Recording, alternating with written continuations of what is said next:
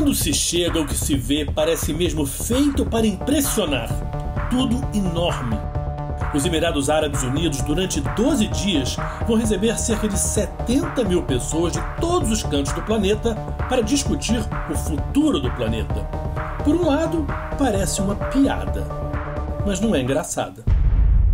O país que ganhou na loteria da geologia, que ficou trilionário com o dinheiro do petróleo, ainda sua principal fonte de riqueza, petróleo que é também a principal fonte dos problemas do descontrole do clima, é esse que vai falar sobre transição energética? Esse que vai defender que se deixe de usar urgentemente petróleo, gás e carvão, ao mesmo tempo que divulga que vai ampliar sua capacidade de produção? É só olhar em volta para ver como isso é improvável. Dubai é um monumento desse modelo de consumo descontrolado e irresponsável de energia. Carros para todo lado, prédios enormes, tudo aqui vive de ar-condicionado, de eletricidade produzida da maneira mais poluente, de usinas que gastam muita energia para transformar água do mar em água doce, e claro, também com esses templos de consumo que são os shopping centers. Dubai se firmou no mapa mundial como uma cidade com um enorme aeroporto, com uma companhia aérea que leva gente para todo lado. Tudo, absolutamente tudo aqui, de certa forma, é a apoteose de um modelo que nunca cogitou pensar na natureza, se importar com as consequências desse consumo desenfreado de energia.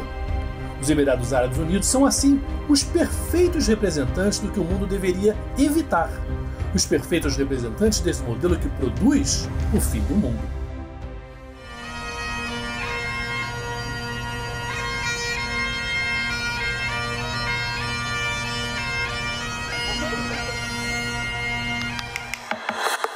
A COP28 é para tratar do futuro e o presente, porque esse tipo de reunião tem um longo passado. Repare no número 28, são 28 encontros, 28 anos de conversas, de promessas, de tentativas de acordo, de empurrar com a barriga, de busca por medidas concretas que na prática ou não existem ou ficam muito aquém do necessário para a urgência e gravidade do problema. Duas coisas crescem: a quantidade de emissões de dióxido de carbono e dos discursos que prometem diminuí-las. Sem dúvida é uma preocupação muito grande, porque a reunião inicial para discutir esses assuntos, 1972, mas de fato foi na Rio 92, né, na reunião 92 de todos os países da ONU, que foram criados vários projetos de oceanos, biodiversidade e principalmente da percepção do risco climático, né? Então, nós já passamos de 30 anos e na Rio 92 já se começou a fazer todo o compromisso, quais seriam as metas para nós não deixarmos o planeta aquecer muito. E aí, em 2015, foi uma ideia inovadora dos diplomatas de colocar que todos os países poderiam fazer seus compromissos voluntários, metas voluntárias. E aí, todos os países fizeram metas voluntárias e depois disso, isso para não deixar a temperatura ultrapassar 2 graus, parece muito difícil.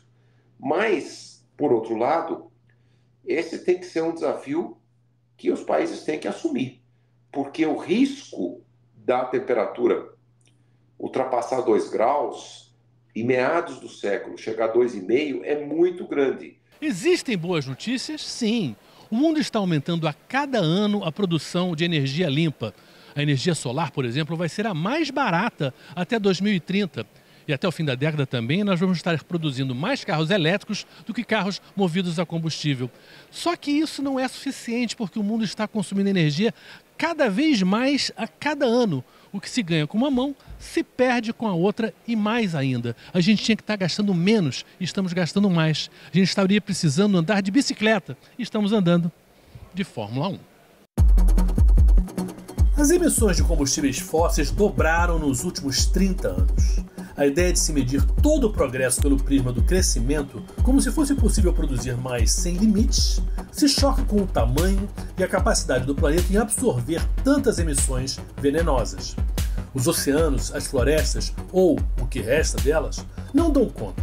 Na luta para se proteger o planeta, estamos perdendo, e perdendo feio. Existem contradições óbvias. O presidente americano Joe Biden é o mesmo que fez a melhor legislação para proteger o meio ambiente e promover energias renováveis ao mesmo tempo que nos Estados Unidos está se construindo a maior estrutura do mundo para exportar gás. Esse ano vai ser o recorde de produção de petróleo nos Estados Unidos, 12,9 milhões de barris por dia. Isso é o dobro de 10 anos atrás, quando o problema do aquecimento global já era urgente. O líder chinês Xi Jinping é o mesmo que transformou a China na maior produtora de painéis solares, no país que produz 1/3 de toda a energia renovável do planeta, mas, ao mesmo tempo, está expandindo sua produção de carvão, o pior dos combustíveis em termos de poluição. Nenhum dos dois líderes vem para Dubai, e esse tema praticamente não existe sem a participação dos Estados Unidos e da China para se encontrar soluções, e por uma simples razão. Quando se trata de emissões, de poluição na atmosfera, o maior problema são esses dois países. Quando se fala de emissões de dióxido de carbono, não é assim como uma fumaça que nos sufoca, mas que depois desaparece com o vento. Essa noção de poluição existe. Por exemplo, as pessoas que vivem em Pequim e Nova Delhi, as capitais da China e da Índia, sofrem muito com isso, mas têm épocas melhores. O dióxido de carbono é diferente, ele fica acumulado na atmosfera como se fosse uma capa, cada vez mais grossa, cada vez mais espessa. Quando a gente fala em sujar o planeta, estamos falando de quase 200 anos, desde o início da Revolução Industrial. E dois países são os mais culpados, Estados Unidos e China. Hoje, a China polui mais que os Estados Unidos, mas ao longo do tempo, a economia americana foi a que mais sujou o planeta. Quando a gente fala per capita, aí a coisa fica ainda pior. O americano consome muito mais energia do que o chinês. Mas mesmo a responsabilidade da China hoje é algo assim um pouco complicada. Parte da história do que chamamos de globalização foi a transferência nas últimas décadas de grande parte do setor industrial do mundo rico, Europa e Estados Unidos, para a China, que virou uma espécie de paraíso da poluição. Salários muito mais baixos, um governo autoritário que não permite reivindicações trabalhistas e sem regulação que proteja o meio ambiente, tudo fazia das fábricas na China um negócio da China. A história de consumo de energia é também uma história de desenvolvimento. Mas quando o mundo rico terceiriza essa produção industrial para a China, ele também é muito responsável pela poluição do que consome. O Brasil não sai bem nessa foto. Historicamente, somos o quarto país do mundo mais responsável por emissões de CO2, o dióxido de carbono, principalmente por causa do desmatamento. Hoje, a proteção da Amazônia é um trunfo do governo brasileiro nas negociações. Depois de 4 anos de descontrole por parte do governo Bolsonaro, se conseguiu diminuir 22,5% do desmatamento esse ano. Se o Brasil for nessa direção, o Brasil certamente pode ser o primeiro país de grandes emissões a zerar suas emissões. Nós podemos zerar nossas emissões com grandes projetos de restauração florestal de vários biomas. A Amazônia, a Mata Atlântica, o Cerrado, o Pantanal, a Caatinga, os Pampas. Nós podemos ser o primeiro país de grandes emissões a zerar as suas emissões. Podemos zerar nossas emissões até 2040, o primeiro país de grandes emissões a fazer isso no mundo. Mantemos o firme compromisso de zerar o desmatamento na Amazônia até 2030.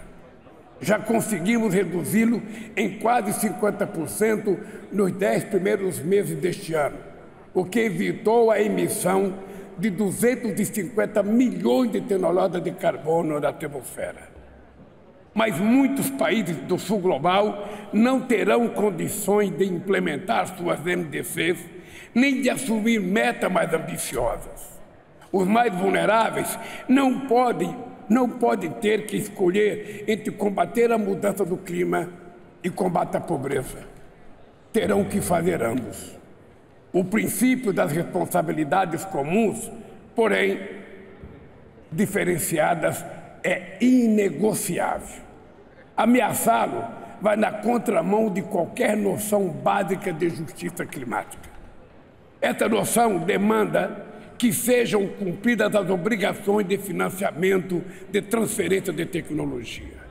É inaceitável que a promessa dos 100 bilhões de dólares por ano assumida pelos países desenvolvidos não saia do papel, enquanto só em 2021 os gastos militares chegaram a 2 trilhões e 200 bilhões de dólares.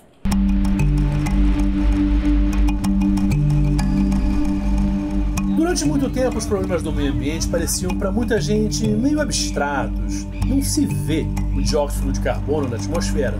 Não é uma grande nuvem negra chegando. Mas hoje não é necessário nem se chegar na janela para ver o tempo. O calor insuportável, a água que invade as casas. No Brasil, tivemos esse ano vários exemplos desse descontrole climático. A Amazônia com seus rios quase secos, devastação no Pantanal, enchentes e tornados por todo lado, uma onda de calor insuportável.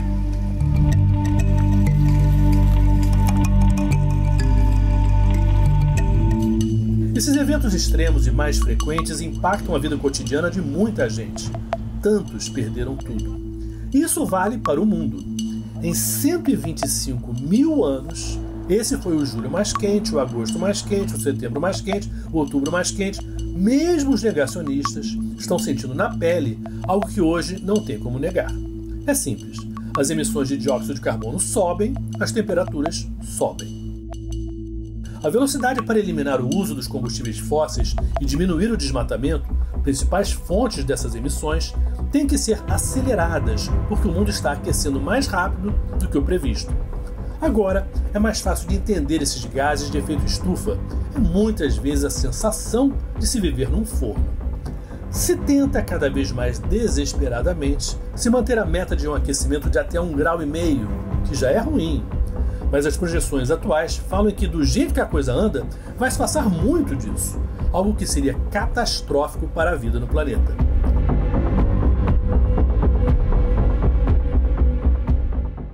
Os riscos eles envolvem principalmente a nossa incapacidade de reverter o aquecimento na escala que ainda seria tolerável e de aumentar o risco em termos dos custos que serão necessários para lidar com o impacto da mudança climática. Então essa é uma decisão, é uma solução que quanto mais tempo a gente demora, mais cara ela vai ficar e menos efetiva ela vai ser. Então esse nosso espaço de resposta, ele é muito dependente do tempo. Então na temperatura, quanto mais você for aumentando, mais difícil você vai ter dificuldade de reverter esse quadro e fazer essa temperatura retomar aos patamares que seriam menos impactantes para as atividades humanas e para o resto do planeta. Então, basicamente, a mudança climática ela vai exacerbar as desigualdades que já existem, acentuar aspectos como, por exemplo, a questão da distribuição dos recursos hídricos, porque em certas regiões você vai ter um excesso de precipitação, em outras você vai ter falta de precipitação. Ela vai acentuar a questão da desigualdade na distribuição de alimentos, a qualidade desses alimentos, e ela vai acentuar também diferenças importantes entre as nações e entre grupos populacionais entre as nações. Então a mudança climática ela impacta diferencialmente mulheres, crianças e idosos, que já são dentro das populações grupos mais vulneráveis ou mais afetados por outros processos sociais de segregação e discriminação. Então é importante a gente considerar que hoje aquilo que já não funciona muito bem vai ser amplificado nos seus impactos negativos pela mudança climática. Essencialmente, ao longo dos últimos 2 séculos em relação à atmosfera, quem polui, polui de graça. E o resto das pessoas, animais e plantas que se virem com as consequências. Os danos causados, esse custo, nunca foram cobrados. Assim, também não é à toa que os lucros das empresas de petróleo e gás sejam tão extraordinários. Mas não só elas, indústrias químicas, de aço, cimento, fertilizantes e o agronegócio também são muito responsáveis. De certa forma, é todo um modelo de civilização que tem que ser repensado. São, de fato, globalmente falando, não é só a Petrobras, a indústria fóssil do mundo continua, como eu falei, trilhões de dólares por ano. Então, esse não é o caminho da indústria fóssil do mundo, para nós ficarmos em 1,5 graus. Os investimentos têm que ser muito mais rápidos na transição energética. Quase 20 anos atrás, no primeiro governo do presidente Lula, se falou muito que a Petrobras devia caminhar rapidamente para energias renováveis, inúmeras formas de energias renováveis. Mas os investimentos não foram muito grandes na Petrobras e ela caminhou pouco. Seriam energias verdes, seriam também dar escala para energia solar, eólica. Hoje se fala muito do hidrogênio verde, naquela época já começava a ser uma possibilidade, biocombustíveis, mas a Petrobras não foi muito nessa direção. Por quê? Porque, se a gente olhar bem, a indústria fóssil no Brasil tem um mínimo aí de 150, 160 mil empregados. Então, você precisa ter um plano de converter esses empregos todos nos novos empregos, nas energias renováveis. Então, esse é um enorme desafio. Precisa ter mega investimentos. Então, realmente, nenhum lugar do mundo, a Petrobras não é a única que mantém dezenas, até centenas de bilhões de dólares na energia fóssil. Mas nós precisamos mudar isso globalmente. Dióxido de carbono não deveria poder ser jogado na atmosfera, assim como a gente não pode jogar o nosso lixo, o nosso esgoto, no meio da rua. O problema do clima já é conhecido há muito tempo. Há mais de 50 anos, a ONU fez a sua primeira reunião sobre o clima, em 1972. Hoje tem essa correria para se cortar emissões, porque foi se deixando para depois. Os países ricos não querem perder seus privilégios. E os países pobres estão naquela, né? A gente estava na fila, esperando a nossa vez, agora fecharam o guichê. Existe um forte sentimento de injustiça e agora a questão principal é dinheiro. Quem é que vai pagar essa conta? Se o planeta está com dificuldades para sobreviver, isso é comum a muita gente. Os pobres são os mais afetados pelos desastres ambientais. E quando se fala e se pensa em justiça climática, se está exatamente constatando que a riqueza desse mundo rico e dessas poderosas empresas foi construída em cima da extração de recursos retirados pelo mundo inteiro. 100 bilhões de dólares por ano foram prometidos em 2009 e nunca entregues como parte dos recursos necessários para os países mais pobres lidarem com a necessária transição energética. A taxação dos lucros bilionários das empresas de energia é um dos caminhos. Usar esse dinheiro para limpar a sujeira que elas causaram. Mas o poder que elas têm para comprar influência na política, no judiciário e na mídia são enormes. E essa é uma luta em que claramente elas estão ganhando. Só os governos juntos têm condição de criar leis que imponham mudanças. Leis que protejam o planeta. Porque as leis da natureza, as leis da física e da química não vão mudar. E mudar de maneira radical hoje é o único caminho racional. Mesmo que não derrubemos mais nenhuma árvore, a Amazônia poderá atingir seu ponto de não retorno se outros países não fizerem sua parte. O aumento da temperatura global poderá desencadear um processo irreversível de savanização da Amazônia. O setor de energia, indústria e transporte emite muito gás de efeito estufa. Temos que lidar com todas essas fontes. É por isso que o Brasil está propondo a missão 1.5, uma missão coletiva que vai nos manter na trilha de 1,5 grau. Nos 2 anos, até a COP30, será necessário redobrar os esforços para implementar as NDCs que assumimos. E em Belém, precisamos anunciar NDCs mais ousadas e garantir os meios de implementação necessária para concretizá-la. Os países em desenvolvimento requerem incentivos positivos para promover medidas de ação climática alinhadas às suas prioridades de seu desenvolvimento. No Brasil, tem a mitologia indígena que diz que o rio Amazonas nasceu das lágrimas da lua. A lua teve de abrir mão de seu amor pelo sol para que a Terra não fosse destruída pelo calor. Se não deixarmos nossas diferenças de lado, em nome de um bem maior, a vida no planeta estará em perigo e será tarde demais para chorar. Os cientistas vêm alertando faz tempo para as consequências desse mundo desconhecido que temos pela frente. Muita gente pensa assim, uma quantidade X de emissões vai gerar um aumento X na temperatura e um aumento X no nível do mar. E que, portanto, a gente poderia se preparar porque é algo previsível e gradual. Só que não é nada assim. A história já mostrou que a mudança em um aspecto pode transformar o sistema como um todo. Quer dizer, o aumento da temperatura pode trazer consequências inesperadas, incontroláveis e até irreversíveis.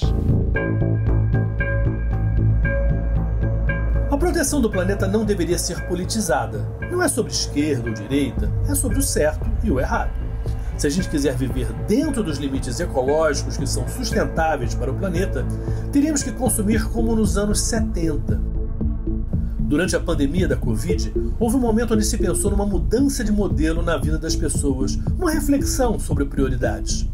Quando se olha em volta para o que fizemos com o planeta, com o nosso mundo, a nossa casa, é o veneno do plástico para todo lado, a extinção de animais, os oceanos mais quentes, o derretimento de polos e geleiras, as secas, as enchentes. Parece um desses filmes de catástrofe, só que é real. Podemos recuperar a noção do interesse público? E ar e água limpas são condições essenciais para a vida? Quando se trata de defender o futuro dos filhos, netos e das futuras gerações, devemos nos questionar: somos atores que podemos agir ou apenas impotentes e resignados espectadores? Se o planeta continuar a esquentar, a queimar assim, no futuro, um extraterrestre pode passar por aqui, ver o fim de tudo isso que existiu e pensar: por que eles não fizeram nada ou quase nada quando conheciam o problema e poderiam ter evitado uma tragédia anunciada? Por quê? Porque setores poderosos barraram as medidas anunciadas ou tornaram elas muito lentas. Vocês se lembram de 2008, na crise bancária? Muito rapidamente, trilhões de dólares foram encontrados para injetar na economia e salvar os bancos. Mas não existe a mesma urgência para os problemas do meio ambiente. É como se o lucro fosse mais sagrado do que a vida no planeta. Enquanto isso, as reuniões, as conversas, o blá blá blá continuam. Em 2025 será a nossa vez, a COP30, em Belém. Que Amazônia o mundo vai encontrar?